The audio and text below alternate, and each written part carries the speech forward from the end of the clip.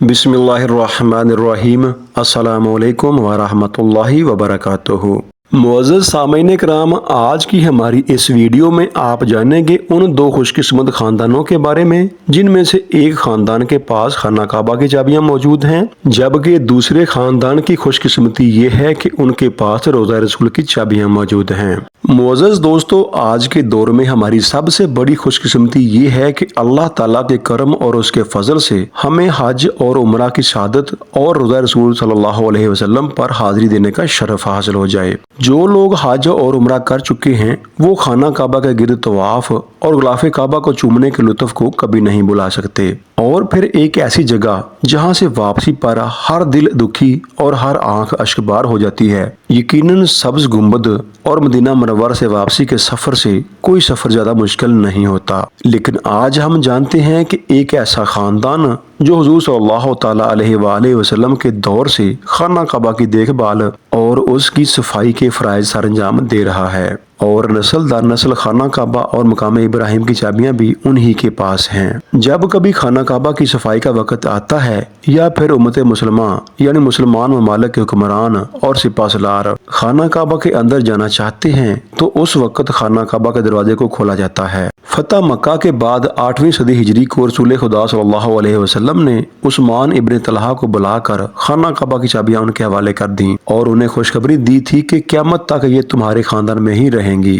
मुअज़्ज़ज़ सामईन किराम, इब्न शैबा खानदान के वारिस जिनके पास इस वक्त खाना काबा और मकाम इब्राहिम की चाबियां मौजूद हैं, और शेख सालेह अल शैबा जो कि इस वक्त इब्न शैबा खानदान के सरबराह हैं, माशाल्लाह अल्लाह ताला उनकी उम्र दराज फरमाए। काफ़ी लोगों के जहन में ये बात आती है कि शायद जिनके पास खाना काबा की चाबियां हैं तो रोज़ा रसूल सल्लल्लाहु अलैहि वसल्लम की चाबियां भी उन्हीं के पास होंगी, मगर ऐसा नहीं है। बल्कि जिनके पास रोज़ा रसूल सल्लल्लाहु तआला अलैहि वसल्लम की चाबियां हैं वो खानदान ही अलग है। और रोज़ा रसूल सल्लल्लाहु तआला अलैहि वसल्लम की चाबियां शेख नूरी मोहम्मद के पास हैं, और जब कभी रोज़ा रसूल सल्लल्लाहु अलैहि वसल्लम की सफाई की जाती है या फिर उम्मत मुसलमान के किसी लीडर को अंदर ले जाया जाता है, मुअज़्ज़ज़ सामईन किराम, यहाँ पर एक अहम बात का तज़किरा करता चलूँ कि जब किसी मुसलमान लीडर को रोज़ा रसूल सल्लल्लाहु तआला अलैहि वसल्लम के अंदर ले जाया जाता है तो उससे पहले मदीना मुनव्वरा के उलमा इस्तिखारा करते हैं और फिर उन्हें अंदर ले जाया जाता है। शेख नूरी मोहम्मद को आप तमाम लोगों ने पाकिस्तान टेलीविज़न पर भी देखा होगा,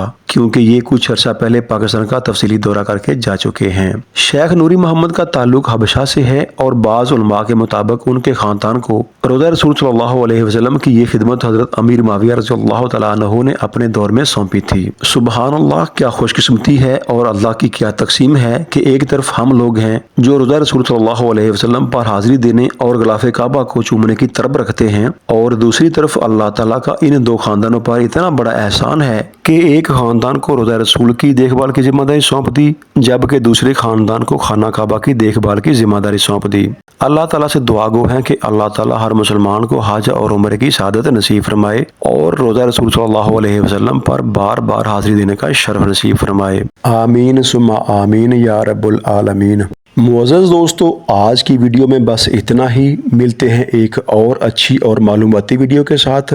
तब तक के लिए अपने भाई को इजाज़त दें। अल्लाह आपका निगहबान रहे। अस्सलामु अलैकुम व रहमतुल्लाहि व बरकातुहू।